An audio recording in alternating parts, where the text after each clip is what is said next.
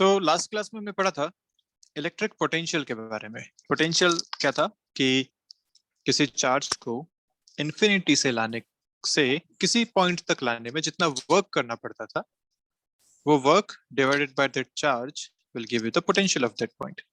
जैसे हमने बोला था कि यहाँ पे अगर एक 1 कूलम चार्ज रखा हुआ है, टेस्ट चार्ज जिसको हम कहते हैं, उसे मुझे पी पॉइंट तक लेके आना है फ्रॉम इन्फिनिटी। तो मुझे यहाँ जितना वर्क करना पड़ेगा divided by 1 coulomb will give me the potential of this point P. और ये पोटेंशियल किसकी वजह से था?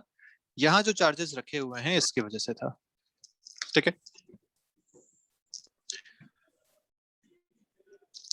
अब ये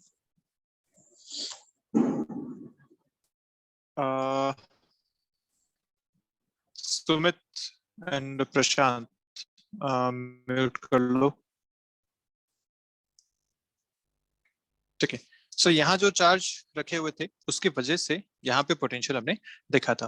ठीक है, फिर हमने बात करी इलेक्ट्रिक फील्ड और पोटेंशियल का जो रिलेशन हमें मिला था, जो कि एक इंपॉर्टेंट रिलेशन था, V is equal to minus E dot D R from infinity to R. या फिर किसी पॉइंट पे अगर हमें पोटेंशियल डिफरेंस चाहिए दो पॉइंट्स के बीच का, तो हम इसको लिख सकते थे A से B, या जो भी पॉइंट से R1 से R2 उनका इंटीग्रेशन हम यहाँ पे कर पाएंगे।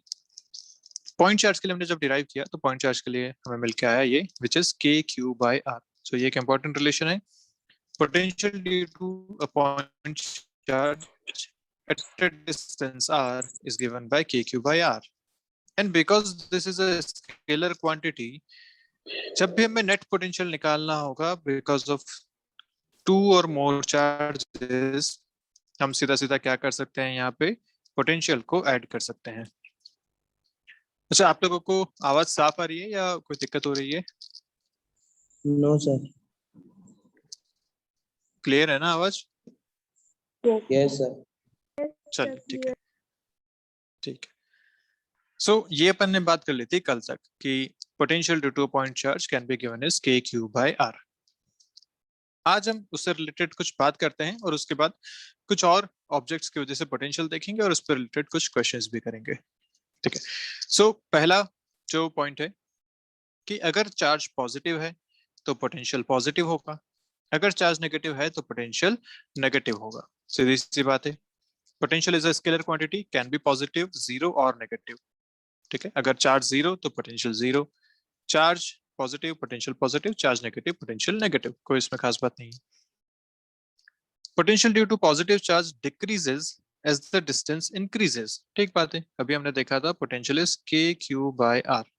तो जैसे जैसे उस पॉइंट की डिस्टेंस इंक्रीज होगी फ्रॉम द चार्ज, यहाँ पे चार्ज रखा है क्यू, पॉइंट है यहाँ पे, इन दोनों के बीच के डिस्टेंस है आर, तो जैसे जैसे आर इंक्रीज करोगे वैसे वैसे पोटेंशियल डिक्रीज होगा।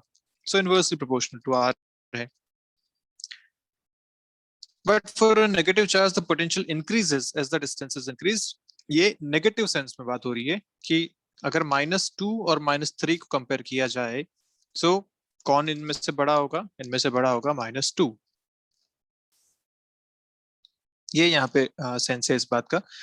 सो जैसे जैसे आप नेगेटिव चार्ज से डिस्टेंस इंक्रीज करेंगे वैसे वैसे पोटेंशियल इंक्रीज होता जाएगा। अपने को हालांकि इस पचड़े में नहीं पड़ना, अपने को क्या याद रखना है कि जैसे जैसे आर बढ़ाओगे वैसे वैसे पोटेंशियल कम होगा, और साइन आप उसका देख लीजिए पॉजिटिव या नेगेटिव। सीधा ये याद रखना है कि अगर क्यू पॉजिटिव है पोटेंशियल पॉजिटिव होगा, क्यू अगर नेगेटिव है पोटेंशियल नेगेटिव होगा, आर के साथ साथ पोटेंशियल कम होगा। बस इतना सा अपने को सीधा ध्यान रखना है।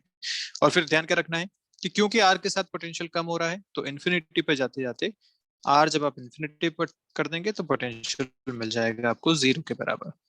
तो ये हमारा रेफरेंस है कि इन्फिनिटी पे पोटेंशियल 0 लिया जाता है। ऐसे ही सेम केस होता है ग्रेविटेशनल फोर्स के साथ, क्योंकि हमने इलेक्ट्रोस्टैटिक फोर्स पढ़ा के Q1 Q2 by R square. Similar force था ग्रेविटेशनल फोर्स। क्या था वो? ग्रेविटेशनल फोर्स लिखा जाएगा Gm1 m2 bye R square. तो बिल्कुल सिमिलर तरीके के फोर्सेस थे। यहाँ पे कांस्टेंट k है, यहाँ पे कांस्टेंट g है। ये दो मासेस के बीच में लगता था, ये दो चार्जेस के बीच में लगता है, और दोनों ही r के स्क्वायर के इनवर्सली प्रोपोर्शनल होते हैं। तो सिमिलर तरीके के फोर्सेस हैं। इसमें भी ग्रेविटेशनल पोटेंशियल की बात भी होती थी। तो यहाँ भी यही बात लिखी गई है कि in case of gravitational force mass moves from a point of higher gravitational potential to a point of lower gravitational potential. ठीक बात है, वहां पे ऊपर से नीचे की तरफ जाता था, मास कोई भी आप छोड़ोगे तो ऊपर से नीचे जाएगा या हायर पोटेंशियल से लोअर पोटेंशियल की तरफ आएगा। सिमिलरली यहाँ भी एक पॉजिटिव चार्ज जो है वो मूव करता है from a point of higher electrostatic potential to a point of lower electrostatic potential.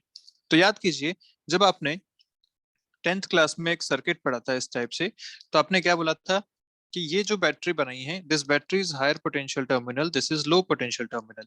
ऐसा ही बोला था, इसको प्लस बोला था, इसको माइनस बोला था। तो plus is basically higher potential, minus is lower potential. और आपने बोला कि करंट की जो डायरेक्शन होगी वो इस डायरेक्शन में होगी, हायर से लोअर की तरफ। और करंट की डायरेक्शन हम जानते हैं कैसी होती है, जो पॉजिटिव चार्ज के फ्लो की डायरेक्शन होती है वही करंट के फ्लो की डायरेक्शन होती है। तो आपने उसी टाइम पढ़ लिया था कि जो पॉजिटिव चार्ज है वो हाई पोटेंशियल से लो पोटेंशियल की तरफ मूव करता है, और नेगेटिव चार्ज इसका उल्टा मूव करता है। नेगेटिव चार्ज यहाँ से यहाँ मूव करेगा, नेगेटिव चार्ज ऐसे मूव कर लेगा। तो ये बात यहाँ लिखी गई है कि positive charge moves from a point of higher electrostatic potential to a point of lower electrostatic potential. However, a negative charge moves from the lower to higher. ठीक है, ये बात ध्यान रखनी है। जैसे यहाँ पे बता रखा है अर्थ को कंपेयर करके कि अगर ये अर्थ है तो यहाँ ग्रेविटेशनल पोटेंशियल की बात हो रही है, तो ये हायर पोटेंशियल पे है, ये अर्थ की तरफ चलेगा which is at lower potential.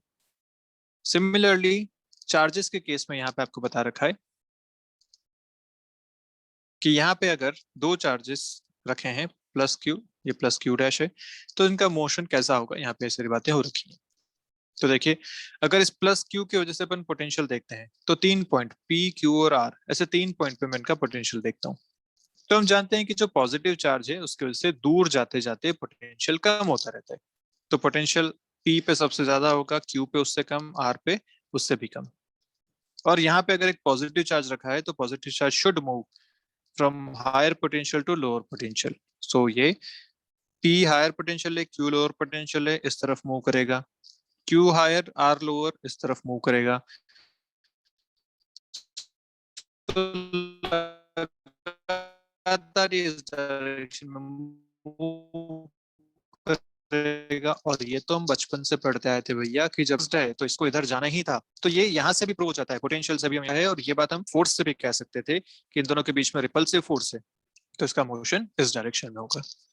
Similarly यहाँ पे अगर नेगेटिव चार्ज होता और इसकी वजह से हम पोटेंशियल की बात कर रहे होते, तो हमें क्या बताया कि ये हायर पोटेंशियल से लोअर पोटेंशियल की तरफ आएगा। ये पॉजिटिव चार्ज जो है ये हायर से लोअर की तरफ आना चाहिए।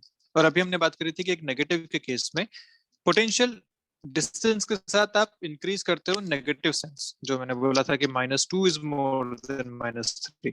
तो मैग्नीट्यूड में तो ये कम हुआ, पर क्योंकि माइनस साइन था तो ओवरऑल ये ज्यादा पोटेंशियल बोला जाएगा। तो जितना दूर उतना higher potential in terms of a negative charge, for a negative charge. ठीक है, तो यहाँ पे इसका जो मोशन होना चाहिए वो हायर पोटेंशियल से लोअर पोटेंशियल की तरफ, मतलब इस डायरेक्शन में होना चाहिए। और ये तो अट्रैक्टिव फोर्सेस भी कहता है कि पॉजिटिव टुवर्ड्स नेगेटिव चलना चाहिए। अब यही केस आप एक नेगेटिव चार्ज के साथ करके देख लीजिए। नेगेटिव चार्ज लोअर से हायर की तरफ मूव करना चाहिए, है ना, क्योंकि पॉजिटिव हायर से लोअर तो नेगेटिव लोअर से हायर की तरफ। अगर यहाँ पे एक पॉजिटिव चार्ज है, इसकी वजह से पोटेंशियल देखें तो यहाँ सबसे ज्यादा, फिर यहाँ, फिर यहाँ। और नेगेटिव चार्ज मूव होता है लोअर से हायर, तो ये मूव करेगा इस डायरेक्शन में, ऑब्वियसली पॉजिटिव नेगेटिव अट्रैक्ट करेंगे, इसी तरफ चलेगा। और सिमिलरली आप यहाँ भी देख सकते हैं कि रिपल्शन होना चाहिए, ये लोअर से हायर की तरफ चलना चाहिए, नेगेटिव के केस में लोअर पास में होता है, तो ये इस डायरेक्शन में मूव करेगा। तो ये इसके मोशन के चारों आपको चार तरीके से इनका जो केसेस बन सकते हैं वो सारे केसेस आपको यहाँ पे दिखा रखे हैं। ठीक है, तो अपने को ये बात अब समझ में आ जानी चाहिए कि इनका जो मोशन होता है एक पॉजिटिव चार्ज के लिए हाई पोटेंशियल से लो पोटेंशियल की तरफ होता है, जबकि एक नेगेटिव चार्ज के लिए लो पोटेंशियल से हाई पोटेंशियल की तरफ होता है। ये बिल्कुल ऐसी बात है जैसे आप एक वाटर की बात करें, आपने पानी भर लिया, दो मान लीजिए दो पाइप हैं, आपने उन दोनों पाइप में पानी भर लिया और नीचे से भी इनको कनेक्ट नहीं किया हुआ है, दोनों में अलग अलग हाइट पे आपने पानी भरा हुआ है। ठीक है, अब आपने उन दोनों को नीचे से ज्वाइन कर लिया, तो क्या होगा, पानी किस तरफ से किस तरफ जाएगा, जिधर हाइट ज्यादा थी उस तरफ से कम हाइट वाले की तरफ पानी जाएगा, और दोनों का लेवल जब तक बराबर नहीं हो जाता तब तक वो पानी फ्लो करता रहेगा। तो सिमिलरली यहाँ भी बात है पोटेंशियल की।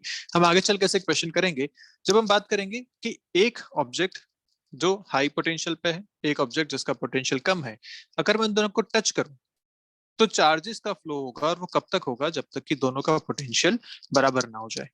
इसको बिल्कुल इसी तरीके से याद रखना है जैसे पानी वाली बात हमने याद रखी। और ध्यान क्या रखना है, पानी जो फ्लो हुआ, आप एक बात मुझे बताएंगे कि एक बड़ी सी टंकी है, ठीक है, एक बड़ा टैंक है, उस टैंक में बहुत सारा पानी है, लेट्स से 1000 लीटर पानी है उसमें। ओके, उसकी जो हाइट है वो यहाँ तक है, पास में एक पतला सा पाइप है, बिल्कुल पतला सा पाइप है, उसमें जो पानी की हाइट है वो उससे थोड़ी सी नीचे की तरफ है। ओके, तो आप बोलेंगे कि क्या होगा, टैंक से पानी इस पाइप में मूव करेगा जब आप इसको कनेक्ट कर लेंगे, और कब तक मूव करेगा, जब तक कि दोनों में पानी सेम हो जाए या जब तक कि दोनों की हाइट सेम हो जाए। ऑब्वियसली जब तक दोनों की हाइट सेम हो जाए। दोनों में पानी सेम नहीं हो सकता, दोनों में क्वांटिटी सेम नहीं हो सकती। टैंक की कैपेसिटी ज्यादा है, पाइप की कैपेसिटी कम है, लेकिन फिर भी मोशन कब तक होगा, मूवमेंट कब तक होगा, जब तक कि पानी का लेवल सेम नहीं हो जाता। वो लेवल यहाँ पे पोटेंशियल की बात कर रहा है, और जो क्वांटिटी है वो चार्ज की बात कर रही है। तो एक ऑब्जेक्ट से दूसरे ऑब्जेक्ट में जब चार्ज फ्लो होता है तो चार्ज बराबर नहीं होता। क्या बराबर होना चाहिए, उनका पोटेंशियल बराबर होना चाहिए, वो हाइट बराबर हो जानी चाहिए। ठीक है, जब तक हाइट बराबर होगी, जब तक पोटेंशियल बराबर होगा, तब तक मोशन चलेगा, फ्लो चलेगा, उसके बाद वो फ्लो बंद हो जाएगा। तो आगे चल के मैं ऐसे क्वेश्चन करेंगे तब आपको ये बात फिर से एक बार रिवाइज मैं करा दूंगा। तो फिलहाल यहाँ तक बात समझ में आ गई कि जो फ्लो ऑफ चार्ज होगा वो हाई पोटेंशियल से low potential in case of a positive charge, और नेगेटिव में उल्टा। ओके, नेक्स्ट देखते हैं, the electric potential at a point P due to a collection of charges. ये बात हमने कल कर ली थी कि स्केलर क्वांटिटी है, इसमें आप सभी को सीधा सीधा ऐड कर सकते हैं, कोई दिक्कत वाली बात यहाँ पे नहीं है। आप हर एक की वजह से पोटेंशियल लिखिए, नेट पोटेंशियल में आप सबको ऐड कर दीजिए। जैसे यहाँ पे एक एग्जांपल दे रखा है, इस पी पॉइंट पे अपने को पोटेंशियल चाहिए, तो पी पॉइंट पे जो पोटेंशियल आपको मिलेगा वो इन सब की वजह से मिलेगा, Q1 की वजह से, Q2, Q3 और Q4, इन सब। तो कितना मिल जाएगा, Q1 की वजह से लिखोगे K Q1 by R1, Q2 की वजह से लिखोगे K Q2 by R2, Q3 K Q3 by R3। ऐसे ही जितने भी हैं सबकी वजह से सीधा सीधा ऐड करते चलेंगे। पर इलेक्ट्रिक फील्ड में ऐसा नहीं था, remember, electric field is a vector quantity, वहां पे इन सबको आपको वेक्टरली ऐड करना पड़ता था, जबकि यहाँ पे आप सीधा सीधा इनको स्केलर तरीके से ऐड कर सकते हैं, मैथमेटिकली ऐड कर सकते हैं। अब सोचो यहाँ पे अगर एक आध चार्ज नेगेटिव हो जाता है, let's say this charge is a negative charge, तो इसका पोटेंशियल हो जाता नेगेटिव, तो यहाँ ऑटोमेटिकली एक नेगेटिव साइन आ जाता, तो पोटेंशियल डिक्रीज हो जाता, या जो नेट पोटेंशियल आता वो सब्ट्रैक्ट होके आता। तो इस बात का ध्यान रखना है कि जब नेगेटिव चार्ज है तो उसका पोटेंशियल नेगेटिव लिखना है, पॉजिटिव चार्ज है तो उसका पोटेंशियल पॉजिटिव लिखना है। चलिए आगे बढ़ते हैं, बात करते हैं क्वेश्चन की। देखिए क्वेश्चन क्या आपसे क्या कह रहा है, calculate the electric potential eight points P and Q, जो इस डायग्राम में बता रखे हैं। तो बड़ा आसान सा क्वेश्चन है, जल्दी से मुझे आंसर बता दीजिए, क्या क्या आंसर आने चाहिए। एक चार्ज यहाँ पे दे रखा है, 10 मीटर्स पे पॉइंट P है, और उससे 6 मीटर्स आगे पॉइंट Q है, इन दोनों पे पोटेंशियल आपसे पूछे गए हैं। बताइए क्या आंसर आना चाहिए। Potential due to a point charge K Q by R।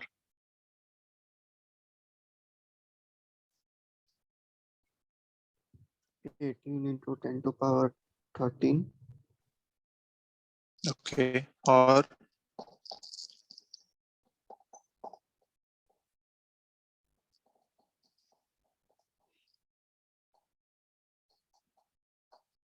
इसे 13 कैसे आएगा पावर, अच्छा माइक्रो कूलम है, तो 13 तो आ ही नहीं सकता भाई, क्या क्या है तूने। पोटेंशियल एट P लिखूंगा, कोई भी पोटेंशियल का फॉर्मूला होता है K cube by R। K की वैल्यू इज 9 इंटू 10⁻⁹। Q आपको यहाँ दे 14, रखा है sir. 9 माइक्रोकूलम, 9 माइक्रोकूलम, इसका मतलब 10⁻⁶ divide by R, sorry divide by R। R यहाँ पे आपको दे रखा है 10 मीटर्स, तो डिवाइड बाय 10। ये आपके पास आंसर क्या आएगा, 81 इंटू 10⁻²। ये आपको मिल रहा है यहाँ से, so this is basically 8100 volts. ये आपको मिल जाएगा यहाँ का potential at point P। Similarly point Q का पोटेंशियल अगर देखें तो फॉर्मूला सेम है, KQ/R 9 × 10⁻⁹, 9 × 10⁻⁻⁶, दिस इज Q, और R यहाँ पे हो जाएगा इस बार 16. So answer should be 81/16 × 100 volts. ये आपका आंसर यहाँ पे आ जाएगा. कैलकुलेशन सही किया ना मैंने? कोई दिक्कत तो नहीं है इस कैलकुलेशन में? No sir. ठीक है. अब यही आपसे सेकंड क्वेश्चन पूछा गया भैया कि अगर +9 को रिप्लेस करके -9 बता दीजिए तो अब पोटेंशियल कितने हो जाएंगे. तो आंसर क्या हो जाएगा पोटेंशियल्स का? क्या चेंज करना पड़ेगा? अगर यहाँ पे आप -9 रख देते हैं तो क्या चेंज हो जाएगा इन आंसर्स में? बोलो बोलो जल्दी, क्या चेंज हो जाएगा? केवल साइन चेंज हो जाएगा और क्या. अब जो आंसर आएंगे वो क्या क्या आ जाएंगे? यहाँ पे -81 आ जाएगा और यहाँ पे माइनस यहाँ पे भी लग जाएगा एक साइन. सीधा सा हिसाब कि अगर आपने चार्ज को पॉजिटिव से नेगेटिव कर दिया तो आंसर में भी अब नेगेटिव आ जाएगा. खत्म बात. इतना सा चेंज है क्योंकि वैल्यूज सारी सेम है. चार्ज अभी भी 9 माइक्रोकूलम है, पहले भी यही था. तो मैग्नीट्यूड सेम है, इसका जो साइन है वो चेंज हो जाएगा. सर पूछा आपसे, बोल सर बोलो बोलो. यहाँ पे 10⁻³ आएगा सर. यहाँ पे 10⁻³ आएगा लास्ट वाला. हाँ लास्ट वाले में 10⁻³ आ जाएगा. ठीक है ठीक है. तो ये आपके आंसर्स आ गए. आपसे पूछा गया सी ऑप्शन में. हाँ देखिए सी क्वेश्चन क्या कह रहा है.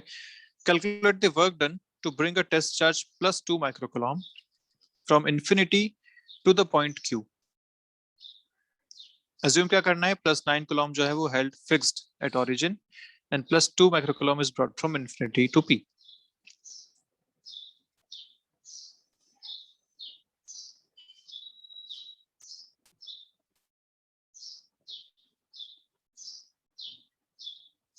ये बेसिकली Q लिख लीजिए, इसे Q तक लाए हैं आप. इसको इंफिनिटी से Q तक लाने में कितना काम करना पड़ा ये पूछा गया है, जब यहाँ पे +9 माइक्रोकूलम रखा हुआ है. आंसर आप ही बताएंगे. एक चार्ज है +2 माइक्रोकूलम, ये एट इंफिनिटी है अभी. इसको आपको लेके आना है पॉइंट Q तक. तो इसमें पूछा गया वर्क डन कितना होगा.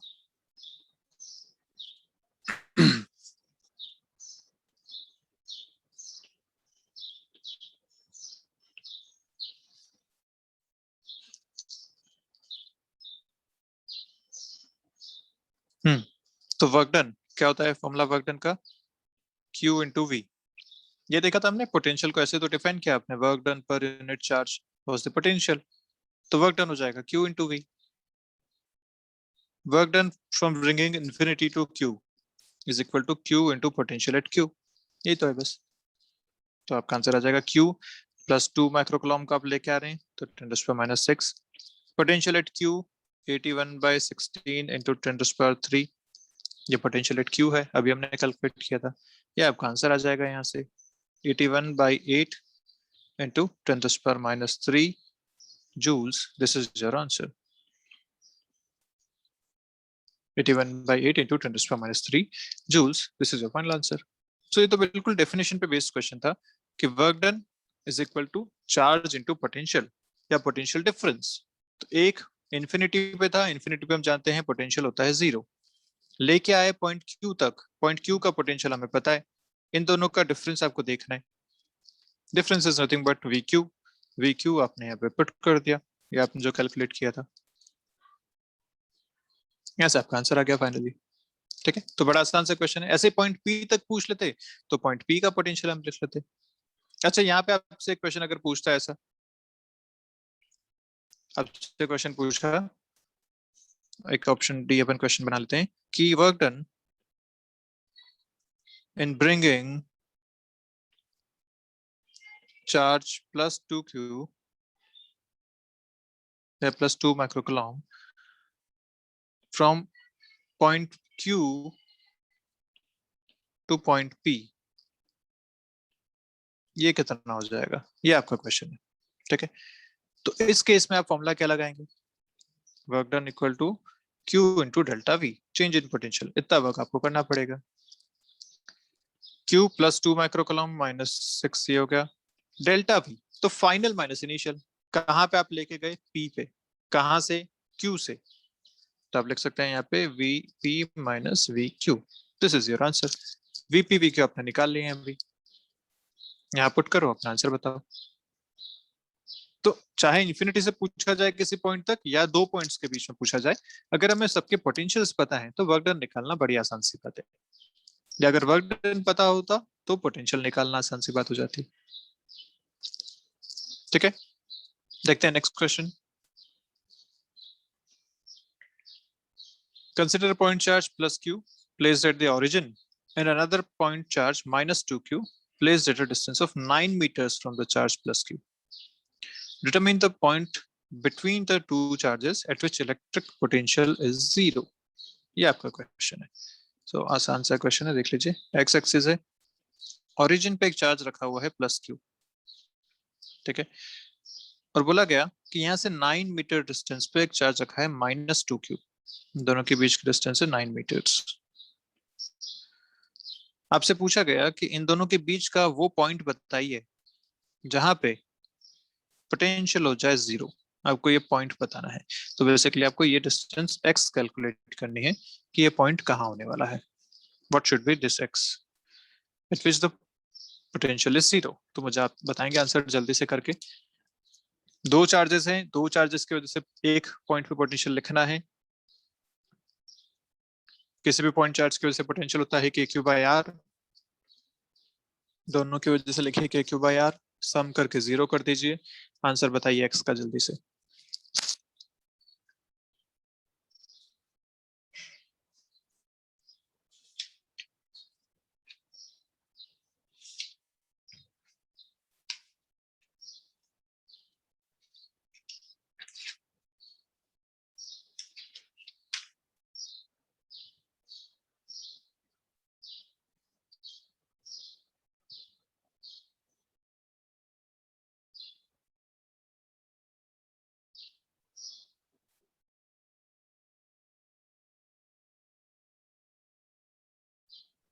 Three.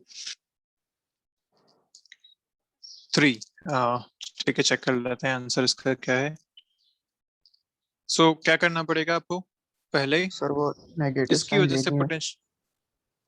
हाँ, नेगेटिव साइन तो लेना ही पड़ेगा ऑब्वियसली। हाँ इसकी वजह सर, से तो यहाँ पे बदल रहे। लिखेंगे। हाँ, तो वैसे भी मेरे हिसाब से आंसर ना इसके पास ज्यादा आना चाहिए। सो एक्स जो है वो 4.5 से तो ज्यादा ही आना चाहिए आपका आंसर। हाफ से ज्यादा इसके पास आएगा थोड़ा सा, क्योंकि ये चार्ज बड़ा है ना, इसके पास आएगा।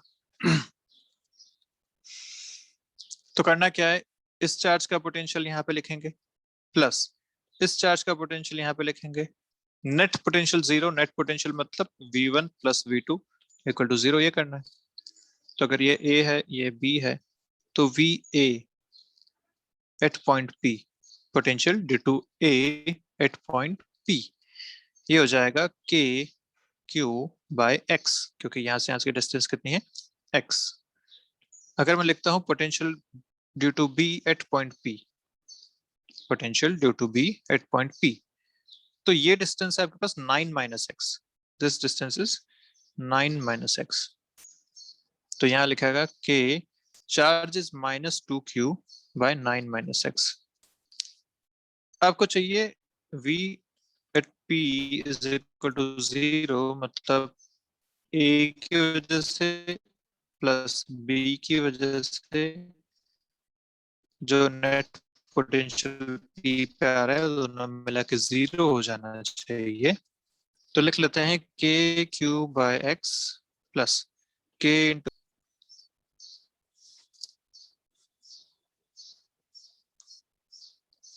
अब आगे अगर देखें तो KQ तो ले लो कॉमन, यहाँ से बचा 1/x और यहाँ से बचा minus of 2/9 minus x equal to 0। ये आ गया।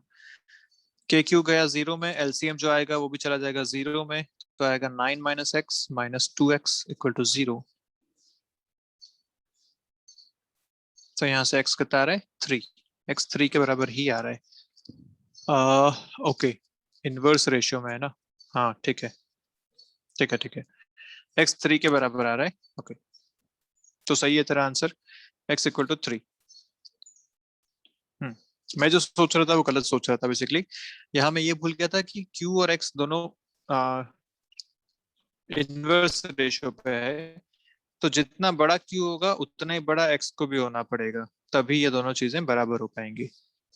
तो यहाँ अगर X 3 है तो ये पूरी क्वांटिटी यहाँ 6 होनी चाहिए, क्योंकि यहाँ ऊपर 2 है और यहाँ 1 है, ऐसा, तभी ये रेशियो बराबर हो पाएंगे। ठीक है, so yes, answer is 3 meters, ये आपका आंसर आ जाएगा। तो बेसिकली करना क्या है, आपको नेट पोटेंशियल को 0 करना है किसी भी पॉइंट पे, अगर ऐसा क्वेश्चन है तो, और पोटेंशियल हर एक की वजह से यहाँ पे लिखा जाएगा। ठीक है, कुछ क्वेश्चंस और करते हैं अपन जल्दी से। अभी क्वेश्चन आपसे पूछा गया कि दो चार्जेस यहाँ पे हैं इस तरीके से, और यहाँ पे एक पॉइंट है। ठीक है, ये चार्ज है Q, this charge is also Q, this distance is 3 meters, this distance is also 3 meters, and this distance is 4 meters। यहाँ पे एक पॉइंट है P, या लेट्स से इसको बोलते हैं पॉइंट A, ये पॉइंट है पॉइंट B। ठीक है, आपसे बोला गया कि a charge Q naught is taken from B to A, find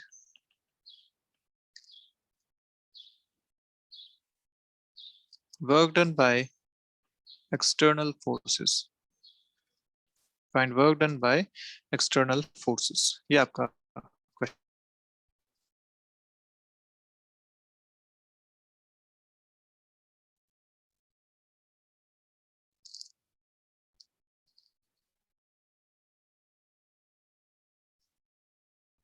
मैंने स्पेसिफिकली मेंशन किया है work done by external forces. एक क्वेश्चन आता है find work done by electrostatic forces. एक तो क्वेश्चन ये हो गया, for same find work done by electrostatic forces. ये दो टाइप के क्वेश्चन यहाँ पे बनते हैं।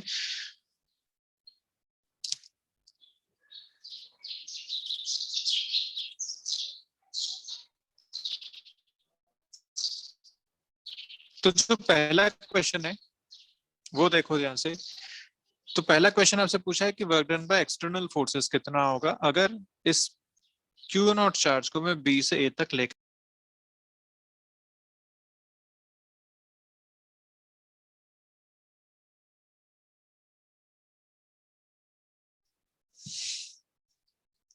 ओके सो फिर से शुरू करते हैं। दो टाइप के क्वेश्चन आपसे यहाँ पूछे जाते हैं। पहला जो क्वेश्चन है, अगर B से A तक लेके गए तो पूछा गया बताइए कितना work done by external forces यहाँ पे होगा। ये आपका पहला क्वेश्चन है।